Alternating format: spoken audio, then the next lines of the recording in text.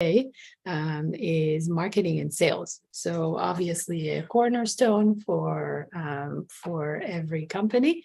And today we're going to dive in and talk about the specific challenges for marketing and sales for life science tools companies.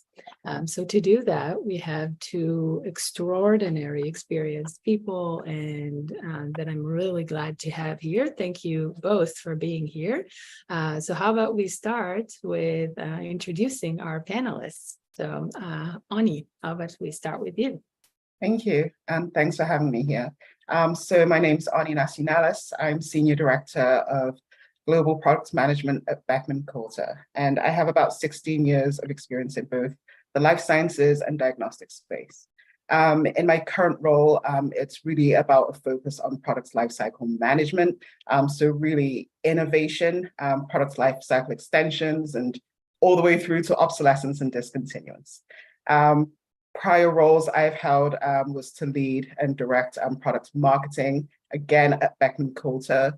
So leading commercialization efforts, having the opportunity to launch over 13 products, both assays and instruments, and really everything surrounding that, including pricing strategy, distribution, voice of customer.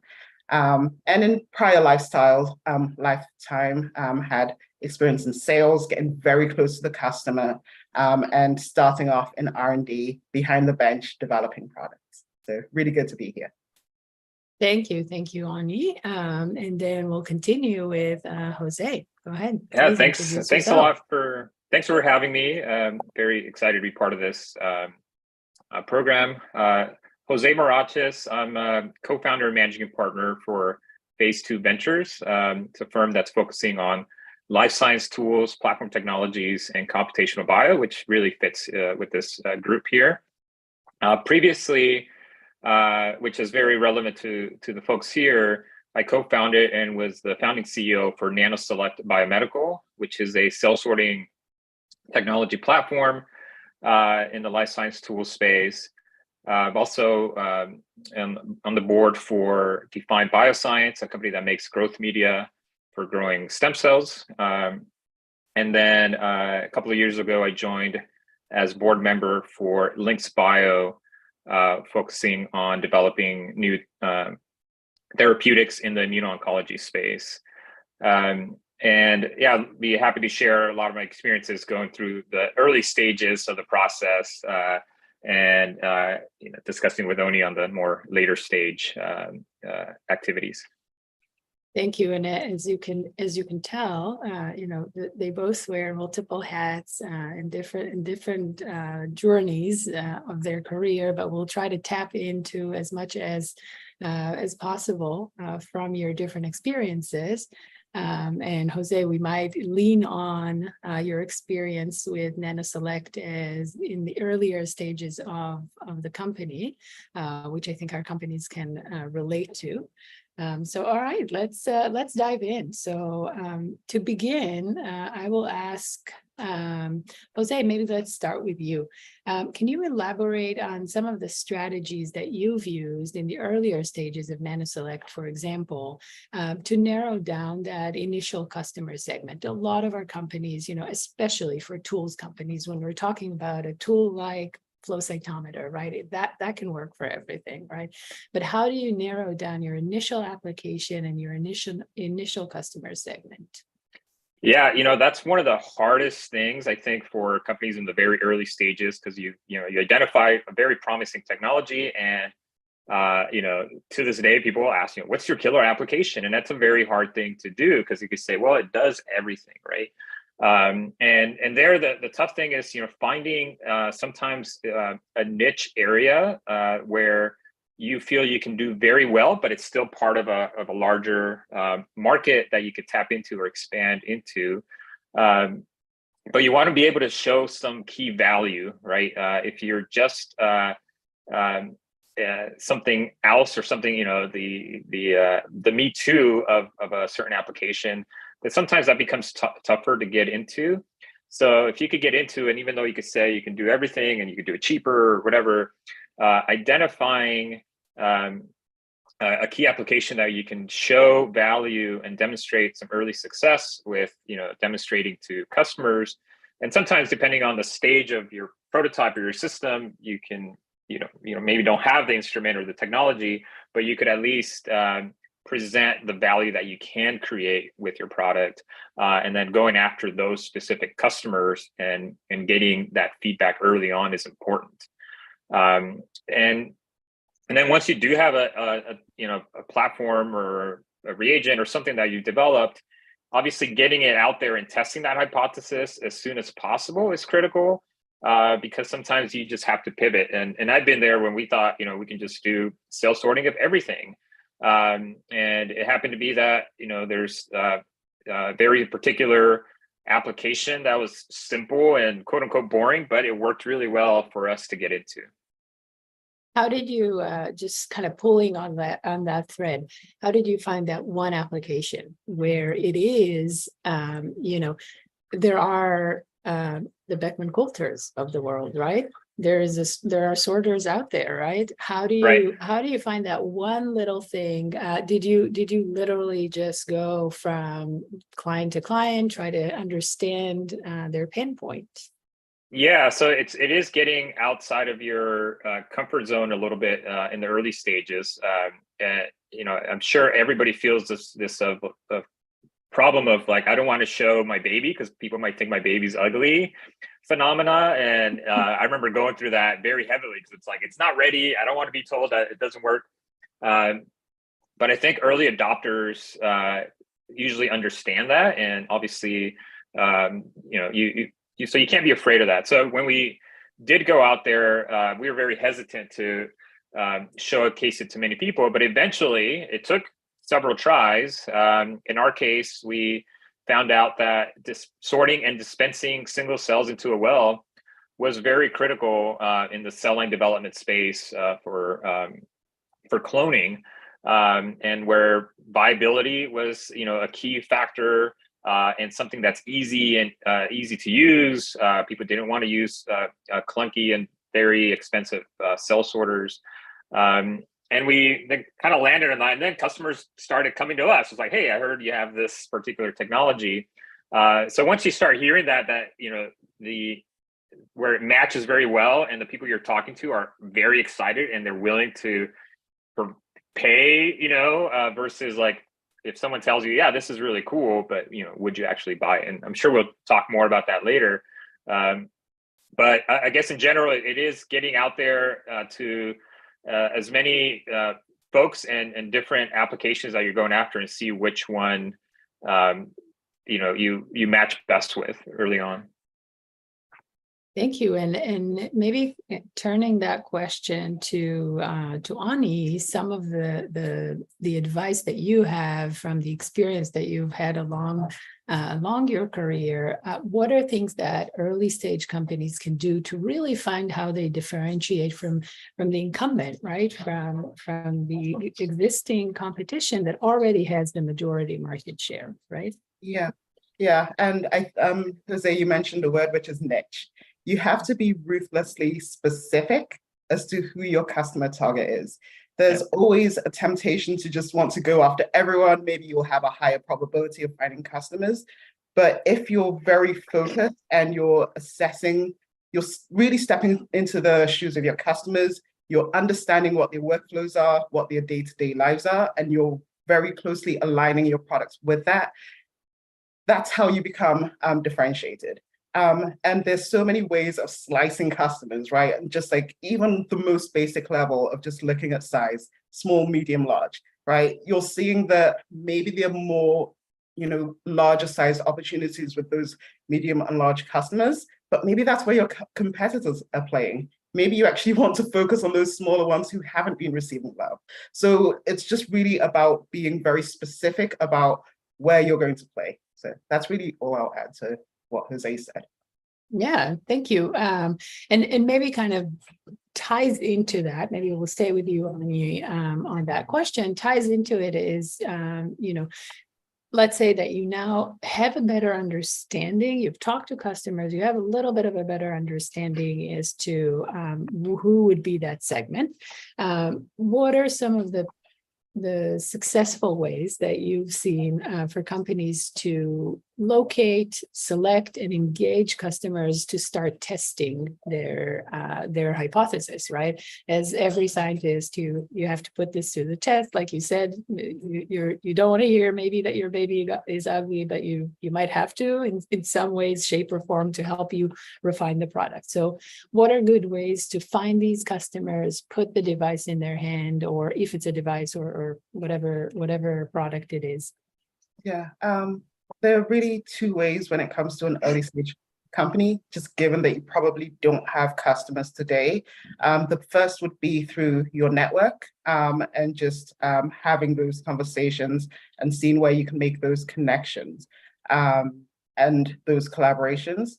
And the second one is actually, it takes a little bit more time, but going to PubMed, finding those who are using similar technologies, right? Who are those authors, and reaching out to them, sending them an email, calling them. So there's some sort of sales work that needs to be done early on. And it's tough, but if you need to find the right target, that's the way to do it. Jose, how was that experience for you when you started looking for alpha, beta, I think testers? Oni said it perfectly. I think you have to put on your sales hat. It's something I didn't realize I was doing, but you have to do.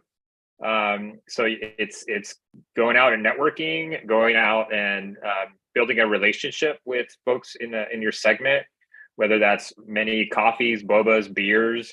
So you get to present your story and your product. And just as you guys and everybody developing these technologies is pitching to investors or preparing to pitch to investors, if you keep that same mindset, you almost always have to have this pitch to your customers, right? Because you're pitching not only the product, but yourself and the story, especially when you're a young startup and your team might be just you or just you and 10 people.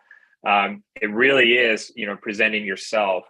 I think that to me was very successful in building that trust, right? Because people are having to trust the product or something new that, okay, it might solve something important, but they also have to trust you that you're going to come through. And even though things might not be working perfectly, you're going to try to help them solve that and put those features in later on.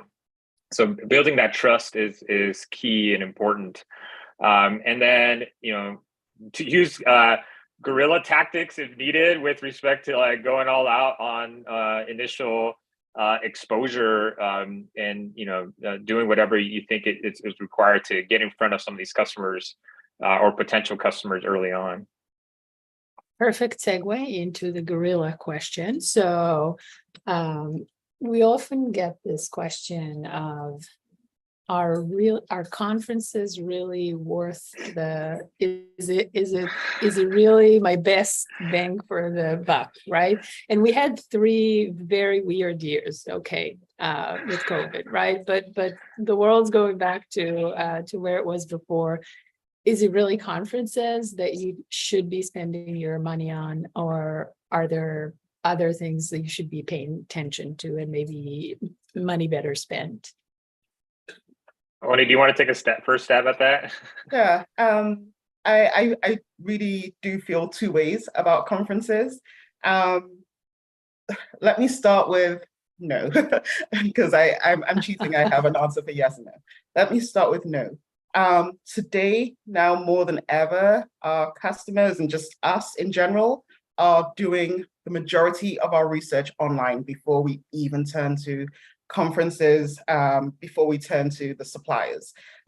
So using your digital platform, your digital reach is really important, and it's lower cost than going to a conference typically. So you will probably get a higher ROI from that.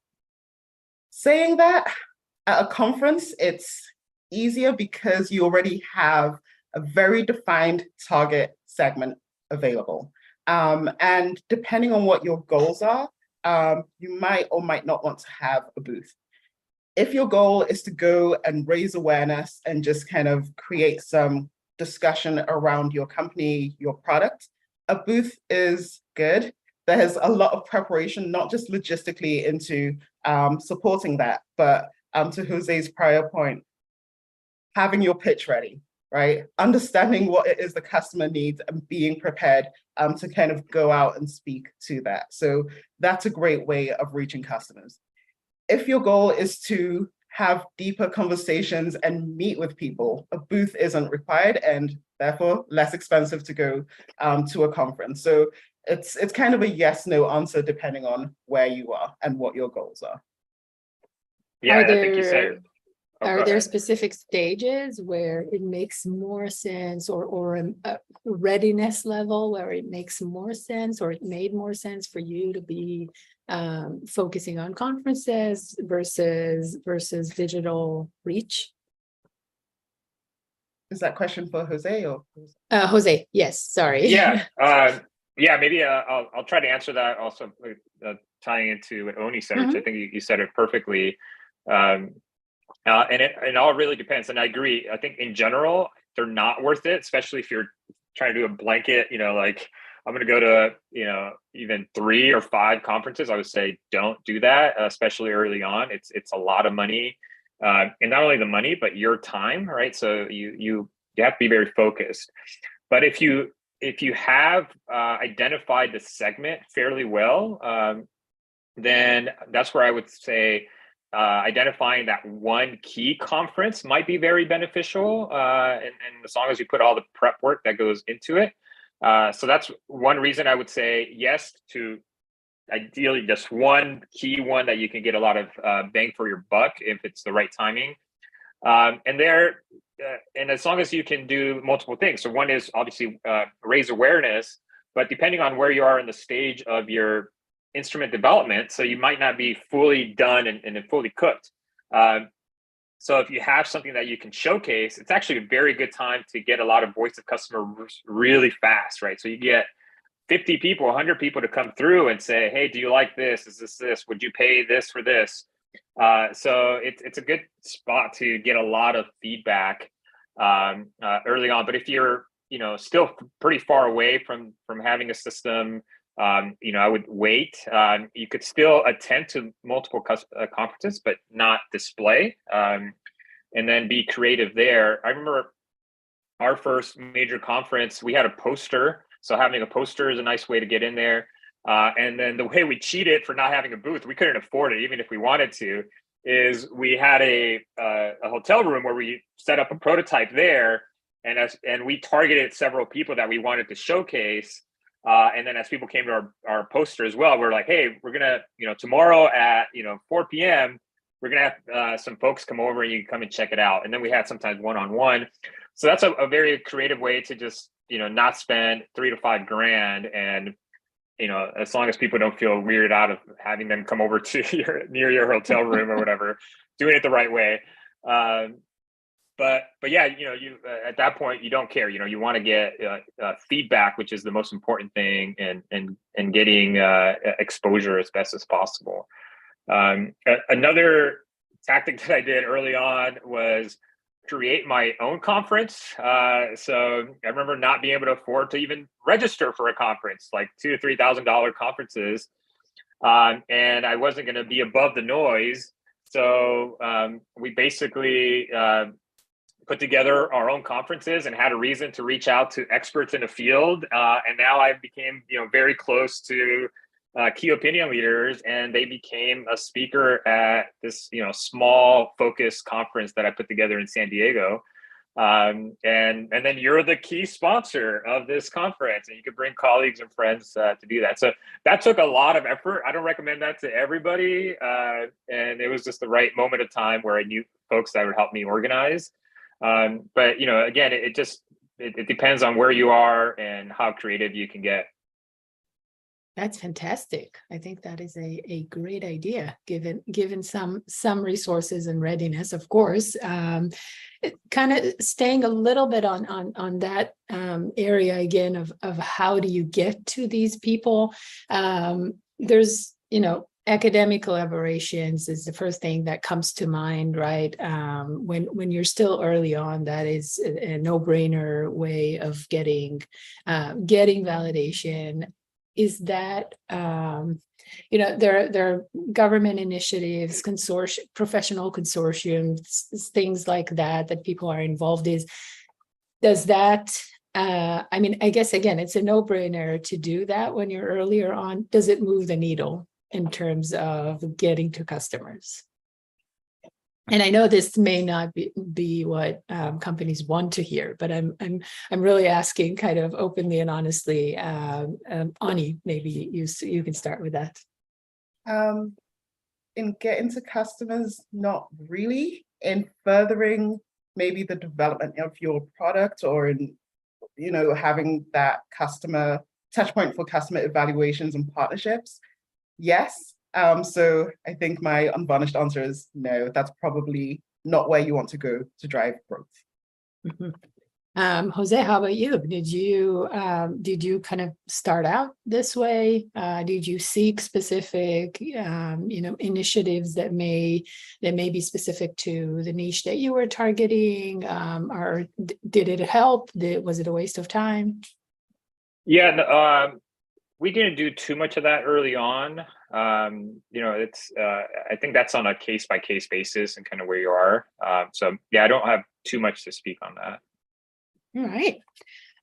Okay, maybe kind of switching gears to something else that a lot of the tools companies here, even at an early stage, really think about getting to market or their go-to-market through working with strategics or collaborators. So Anya, I'm gonna ask you from your vantage point, what are some of the commercialization or business models that really are the most attractive for strategics like Danaher at this point in the development. So it can be, it can be an early stage, or it can be a little bit later when you already have, let's say, a beta that you can put in a lab.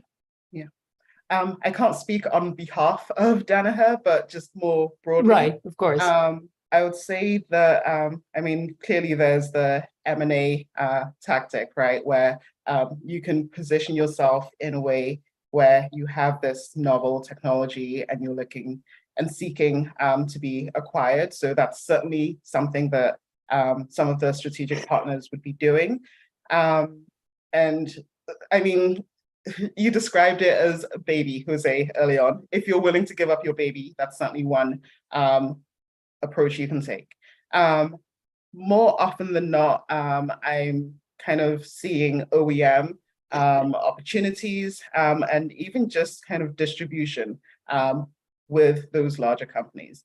And when you're kind of looking at that distribution side, you have to consider the terms. And for example, if I owned my own company, if I were that large Danaher, I would want to be thinking, well, I want exclusive rights to this product, right? I want it in the markets that I focus on, and I want it at a great margin. So those are the things that I'm looking at. And so already starting to think about what it is you're willing to give, and maybe where that point comes up to is a good place to start. But I think it can be difficult when you're kind of playing the field and you're speaking to multiple parties, and you're trying, you lose leverage when it's a non-exclusive deal. And we'll talk a little bit more about distribution in later on. So we have a couple more questions on this. Jose, you wanted to add something to this? Yeah, no, I totally agree. I mean, one way of looking at strategics is, it's kind of like a bit of like influencers, and you want to be associated and you want to date with them, but you don't want to get married too soon because it will affect your potential exit outcome or even other OEM partnerships or other things. So it's, you have to do that carefully. On the other side, though, those partnerships can be quite beneficial if done properly for fundraising. So we had some partnerships early on, and that totally opened the door to getting in front of certain investors when we would say, X group, X strategic is early adopter, early customer, or even investor, and then your credibility just goes quite high, right? So that's if you use it in that respect, I think it's super valuable. Sometimes strategics, especially larger ones, are getting more sophisticated and also involved in the venture capital space as well. And again, that's also great, being able to raise funding from them. But also, making sure that you don't give up a lot of rights, whether that's board seats or, first right of refusal, all sorts of things that can really, bite you later on in the life cycle of the company. But again, yeah, early on, those partnerships again can be super valuable in fundraising, and also just street cred, being able to recruit folks because you could say, "Hey, I have this partnership," and then the other thing is market validation, right? So as a startup, you don't have access to a bunch of market reports. You don't have, you're trying to do things as best as possible, but having conversations with strategics and understanding why they'd be interested in what you're doing and where that fits into their workflows and other products, it helps to validate that, hey, I'm doing something right. Or they might say, I like what you're doing here, but it looks like this fits into our workflow over here. Then you might want to pay attention to that, because there's probably, they spend a lot of, millions of dollars understanding those markets and where that's going. So keeping an eye on that, it might be useful as well. Yeah, absolutely. And we just kind of on that point, I will note that we had an entire webinar dedicated to relationship with strategics, where we had talked through all of these things. And part of what we do here is really connecting our companies with strategics to have these conversations in a non-formal environment that isn't, diligence or trying to get a deal done. And so a lot of this is for getting VOC in other ways. So thank you for that comment. Maybe a question for both of you from the different perspectives, and Jose, now I'm just kind of switching hats for you as for a second there as an investor. So how receptive, specifically when we're talking about life science tools companies, a lot of the companies that we see in terms of business model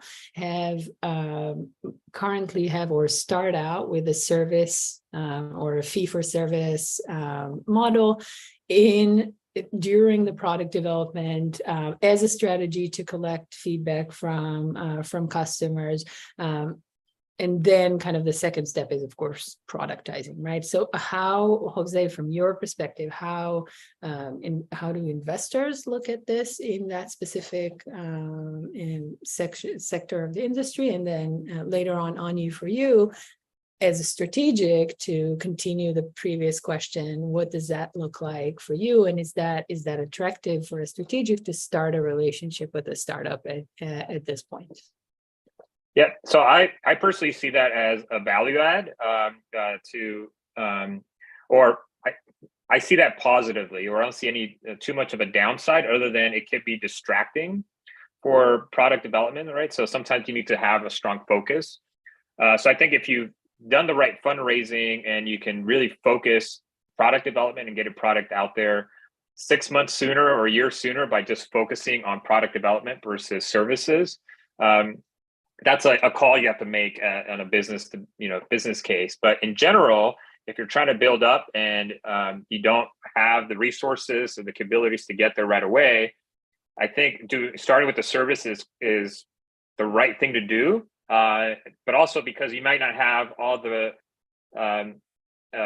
features that you think you want to test certain things, right? So I think that's super valuable. And in very early stage investors, when I see that, it also tells me there's validation, right? So if someone's paying you for the service to do, I'm going to give you the sample, you're going to process it and give, this process sample back. And that's what your instrument would do eventually. That to me is proof that there's a need and the technology that you're using as part of that service is important. So yeah, I totally, appreciate that depending on the stage. And also helps with extending runway, right? So if you're in the very early stage as well, being able to generate, few hundreds of thousands of dollars non-dilutive can go a long ways. And just switching you back to your NanoSelect head, is that something that you've done in the earlier stages in NanoSelect, or Yeah, has that worked? We didn't necessarily do a service agreement, but we did do like leases of instrument, just because there's also a lower threshold for purchasing. So sometimes, you're waiting for a $500,000 instrument, but ours was not $500,000, but this is an example. And you don't want to risk it, right? So it's like, okay, well, why don't you test it?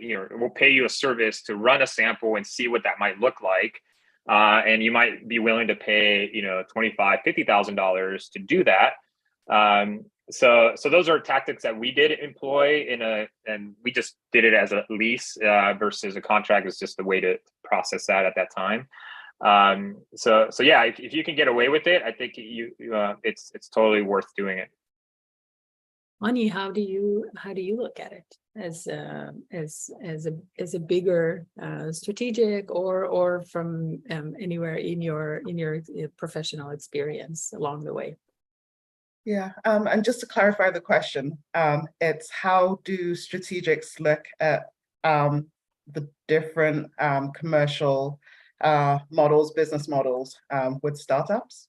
With specifically for life science tools being, I'm offering this as a service before I'm actually productizing anything. Is that a too early for a strategic relationship? I wouldn't say so. R&D is a pretty big expense when it comes to large strategic. So if there's already kind of those experts who have developed something new, something novel that could differentiate you and kind of position you in a leadership standpoint, it's a very attractive kind of place to discuss, right? I think that where the rubber really hits the road is again to the points that I mentioned earlier. So what does that model actually look like? And what is it outside of the technology that the company is offering? If they're very early on, there's still a lot of validation to be done. There's few studies. The company will be taking on risk by moving forward with an early startup. So it's really, if you're maybe later in the game, then you probably have a higher leverage and you probably could ask for more. So it depends where you are in your life cycle. Makes sense. I'm kind of going back to basics, and this is a bigger question, I know, but so some of our companies have asked, the $1 million question, Iris. What are the key components for a successful marketing and sales strategy for life science tools? And while this is a topic for a 5-hour discussion, maybe try to pick ones from your experience, pick things that would be good nuggets to bring home with you. So yeah, that's a very tough question to try to answer. I mean, I think starting from the top, I think is having a good story from the get-go. So having a strong vision that you can always rally to and point to, whether you're promoting things on social media, whether you are attending a conference or meeting folks. Having that good elevator pitch, not only for investors but for your customers. And tying every blog post, everything to some story. I think I've kind of learned the hard way in some ways, but I think that just makes everything, your whole sales and marketing strategy, just much easier. People remember you better. It's easier to differentiate. It's better to start building up your brand around that. So as more and more people see your logo, your company, or hear about you, they start associating you with some story or solution or something new that you're developing. So that's my very generalized answer to that. But honestly, it starts at the beginning and having that story. And it doesn't mean it has to be perfect from the beginning, but it's something that you want to hone in and improve on over time. Ani, how about you? I don't want to reiterate what Jose said. When you're advertising, it's about having a good story, the right keywords, having a website that's easy to navigate, all of those basics. But when you're speaking with investors and when you're actually executing right on your plan, one thing that a company would want to see is you have a solid team, right? You have the right people on the bus. I think it's always a fear that you kind of acquire or you partner with a new company and they're very challenging to work with, and it's just hard to get things done. So that's a big aspect. When you think about your overall strategy and you're kind of pitching that, there's so many components that go into it. I'll try and keep it high level, but making sure that you spend a good amount of time on your pricing strategy. And a lot of people just think of, oh, it's a list price, but there's so many different types of prices, right? You have a transfer price if you're working with a distributor. You have different prices depending on the type of customers you have. If you have a customer who purchases high volume, they'll probably have a lower price than one who purchases lower volume. So it's really thinking about that and then understanding where your price fits within the competitive landscape, and just even looking at your competitors, understanding how their products and how their features tie in with the value drivers that your customers care about. And using that, you can actually create a heat map from that, but using that as a tool to help drive pricing strategy. So that's one component. When it comes to your story, again, the value prop that you're putting forward and being very specific about, this is the market I'm going after in this specific geography, and it's companies that have, or labs or whatever, that have a size of, I don't know, 50 people or less. Like, you have to be very specific, and they're using this type of application to do X, Y, Z. And then, of course, when it comes to how you're actually going to get to them and doing your homework, how do they receive content? Is it through conferences? That doesn't happen all year long, right? So what are they reading? And where do you go to naturally find where they are? So those are the ways of kind of raising awareness, and all of that needs to be built into the strategy. No, thank you. And that's actually a perfect segue to my really next question is, what are these marketing channels that you can utilize to reach that audience? And I know it's specific to, it may be different from audience to audience and depending on who you're looking.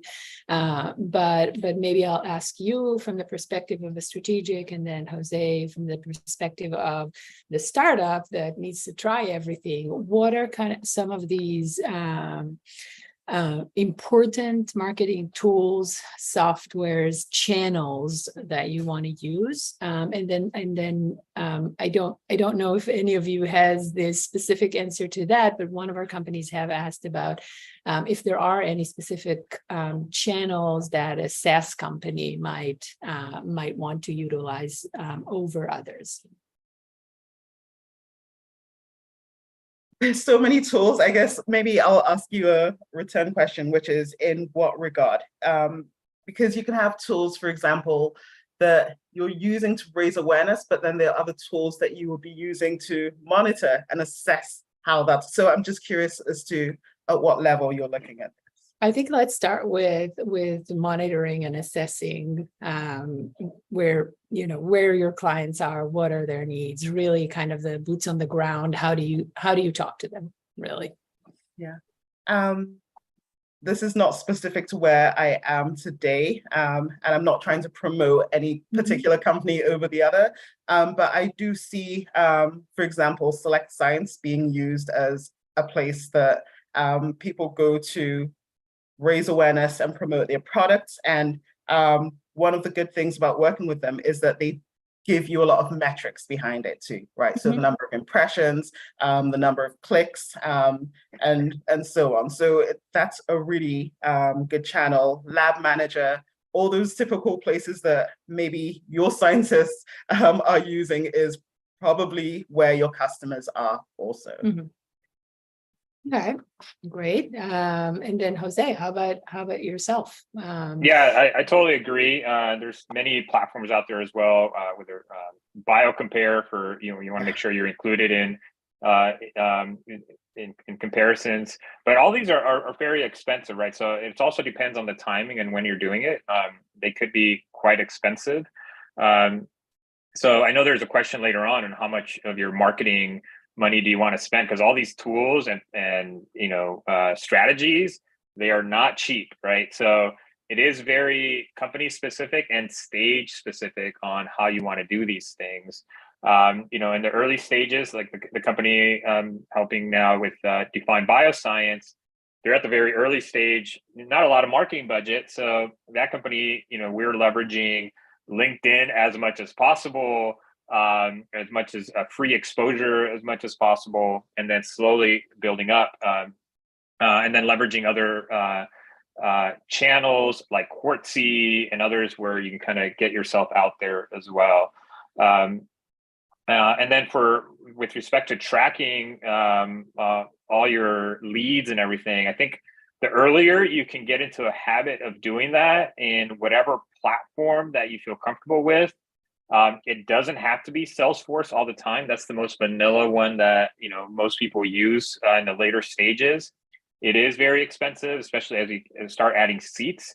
In early stages, you could be using literally Excel sheet. There's free Google tools. One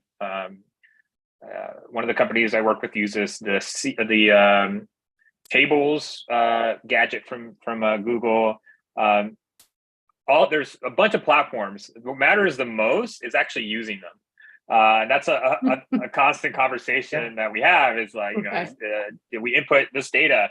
I had this conversation. Did I put that in there? Did I follow up? Right. And so being ruthless about following up, you'd be surprised how oh yeah, we got this other lead early on because I emailed them again, for the third time. It might take 3, 4, 5 times. So tracking that is important, and that also starts giving you metrics of what is actually working. Did I spend a bunch of money on Select Science or BioCompare or others, but did it actually result in something, right? And it also depends what you want to do, whether it's awareness or trying to get leads and so forth. So maybe let's transition into talking about that budget. So, it's again a very difficult to answer question in one way, right? But ballpark percentage of what companies should be thinking of as the size of their marketing budget, right? Is that in percentage? Would you say there is a minimum that you have spent as an early stage startup on your marketing budget, or that you wish you had? And then for you, maybe you have maybe something to add on what companies should be spending on their marketing budgets to be visible. I mean, I could take a first stab at it, and yeah, there's no correct answer, obviously. But if you're just getting started, obviously, even a few tens of thousands of dollars will make a big difference with respect to, again, being able to go to at least one conference, which may require travel. Obviously, if it's in your hometown, awesome. Take advantage of that. Setting up some of these initial platforms. Getting on some of these sites, all of those are a few $1,000s each, so they start to really add up. If you want to launch, a small Google ad campaign to start getting some leads, you might want to include some of that. All right, and then spending some amount of money if needed on a website or some If you're not very graphically inclined, make sure you pay at least a couple $100s for a nice logo, right? That goes a long way. So I would say that's kind of the minimum. 10 to lows of tens of $1,000s will get you quite far and at least look professional and in front of customers and early investors. And then as you gradually begin to release a product or about to launch, I mean, then that's when you really want to, and again, depending on your strategy, grab market share. You want to then slowly, gradually increase that. You just don't want to spend all your budget early on if you're not ready to bring that forward, right? If you launch and now sometimes it's a good problem to have, but you want to make sure you have the support team, you have the right sales team, inside salesperson to support all these things.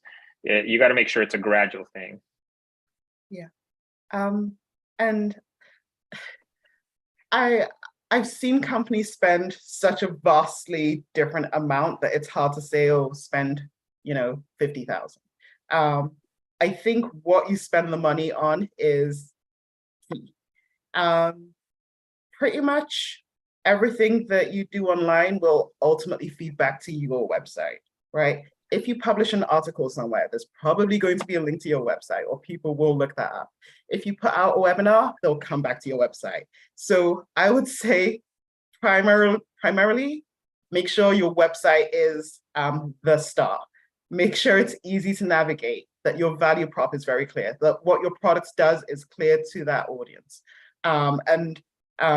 And that there's ways of capturing your own leads from your website. And I think something that people fail to do, such a simple thing, just have a form on each product page, right? If you want to know more information, fill out, it has to be a very simple form. If it's too long, people will stop filling that out. So that's really where the majority of your spend should go early on. When that has been done, that's when you start looking into, your CRM or however you want to manage those customers. And you're receiving these leads from these various tactics and these channels that you're doing. What is it that's going to be done with those leads? Again, if they're just sitting there, you're losing money. And so making sure you have an inside salesperson, or maybe you're the one who's picking up the phone and calling. What is it that you're saying when someone's filled out that form? So all of those things have to be thought about. On top of that, as you start getting this commercial engine going, you need to start looking at KPIs and really understanding, well, if I'm spending X amount of money in, let's say, Select Science, another portion BioCompare, another portion on Google Ads, and you're seeing leads coming through, what % conversion are you getting from there? And so it's really important to start also looking at both these leading KPIs, like, okay, I'm getting so many leads coming, but also what revenue, the lagging KPIs, what revenue does that generate? And not being afraid to act on it, right? If you do get these insights and you understand that whatever Google Ads is not working for you, or whatever other platforms not working for you for whatever reason, right? It's the wrong audience. Yeah. Not be afraid to act on it and actually do something with those insights. Otherwise, really, it is a waste. Another very big transition as we somehow, time flies.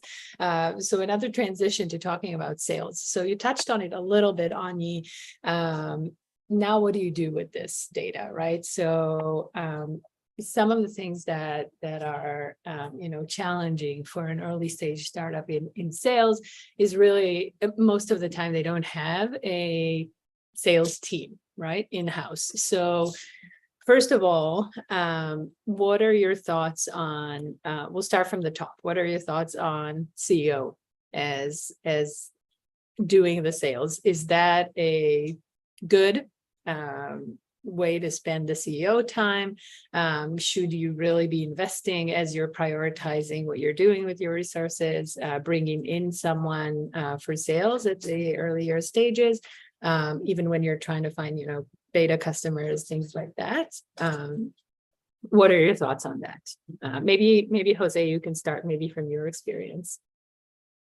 Sure. I think in the early stages, I think it's super critical to have the founders or the CEOs really involved and engaging with potential customers, because that needs to feed into the organization and the product itself, right? Like having really good understanding, like this feature or how this customer puts this sample in, or it's not so much like maybe the technology or the science, but it's little features and things that you engage with, or talking points, right? So I think if the CEO does not have, it's critical that the CEO has all the information directly from the customers early on. Then eventually you don't need to hear that 1,000 times if you heard it enough and had enough sampling. So I think that's critical. And for myself, I was part salesman, part field application scientist, part marketing. So you wear all the different hats, and you feel the pain point. There's nothing like, going to a demo and feeling the heat of like, oh my God, this didn't work, or cringing because, there's, you tell them this is how it should be operated, and then they do something random, and it's like, why did you do that? Oh, because I can. And it's like, oh crap, we didn't think about that, right? So all that is super important early on. Now, as you grow, then you definitely need to obviously not be spending all your time and expand the company and grow the company versus being at every sales call. You have to be able to move away. But early on, I definitely recommend it. And it's just also then a balance of if you brought in other people. I like that rule of thumb that you mentioned. If you start hearing the same feedback, maybe it's you've heard enough, right? You can kind of let other people step in and do other things. Anya, how about you? Do you have something to add to this? I think agreed. It's always good to stay close to the customer. So early on, that's completely fine. At the same time, you have to be selfish with your time and know what your skills are. So yes, close to the customer, getting insights, that certainly needs to feed into your product and your business. But if you're finding that that's really not a strength and it's taking kind of an unwarranted amount of effort, you really need to hire somebody in there. But early on, as a CEO with a maybe small sales team, it starts with having discipline and focus. So again, doing your homework, knowing within your target market, within that slice, what is the area that is most dense with opportunities, and making sure that the sales team are spending their time there. Also making sure that incentives are aligned with company goals. So if your goal at this point is just awareness, market share, how do you structure your incentive plan to make sure that they're selling to that? So maybe profitability isn't a goal that they have. Maybe it's just placing units, and that's what you're looking at. Versus if your goal is around profitability, then you'll have to adapt your incentive plan to that. Ensuring that the team is trained, it's a basic thing, but and even going on ride days with your sales team, you'll be surprised sometimes of the types of conversations that are happening. And then last but not least, can't stress KPIs. So you're not going to be in front of, however, the 2-3 sales people you have all the time. So being able to track activity and not just, sales at the end of it. How many customers are they seeing? And what are their conversion rates? And then later on, you'll see the dollars. So all of those need to be considered. Thank you. Last thing I would touch on is really that in-house versus outsourcing your sales effort, right? What are kind of the risks that you see in outsourcing, whether it's a distributor, whether it's a consultant or an advisor or something external to the company versus keeping everything in-house, and how has that worked for you? Maybe we'll start with Anya and then kind of jump to Jose. And I know Anya would have to drop off very soon, and so I'd let you kind of talk about that last point before you have to leave us. Yeah, I'll speak to the distribution part specifically. I think I would say typically that's a go, that it's something that you should be doing. There's good and bad with working with distributors.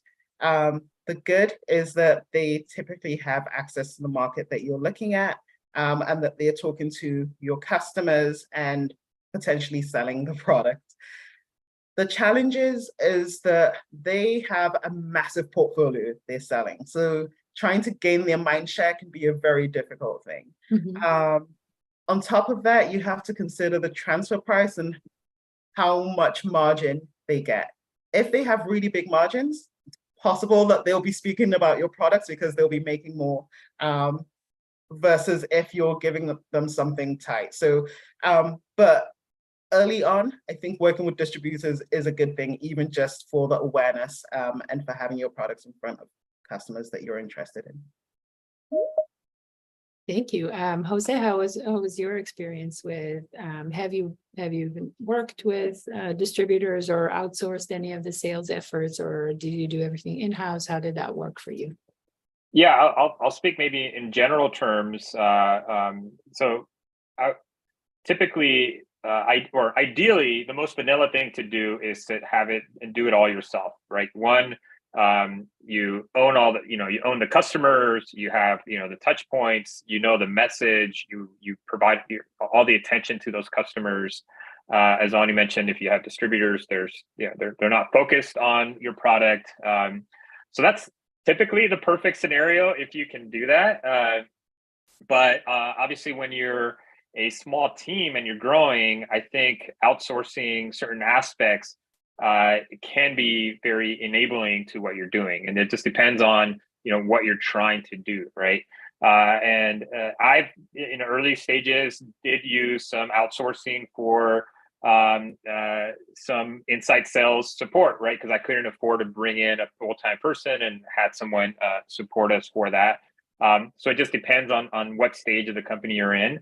I think outsourcing and having distribution can be very beneficial, especially if you're going internationally. Like if you want to go into areas where you just don't have a foothold, you don't know the language, right. There's different scenarios of doing that.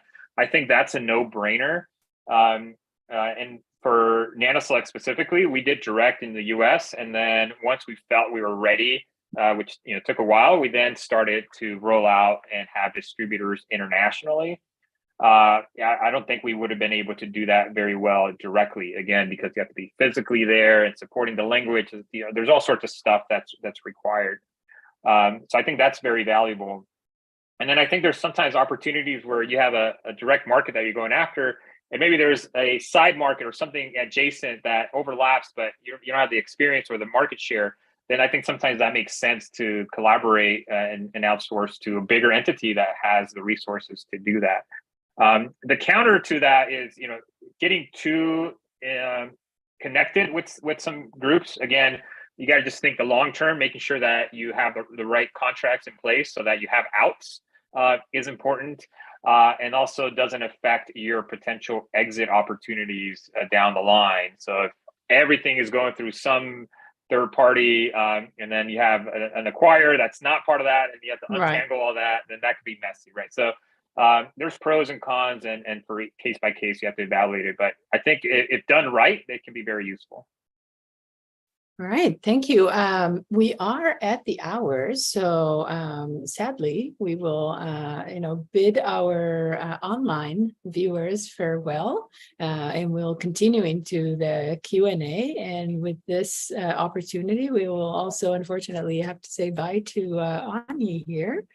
So first of all, I want to really thank both of you for being here and answering all these questions. I really enjoyed this discussion, and I wish I could continue it.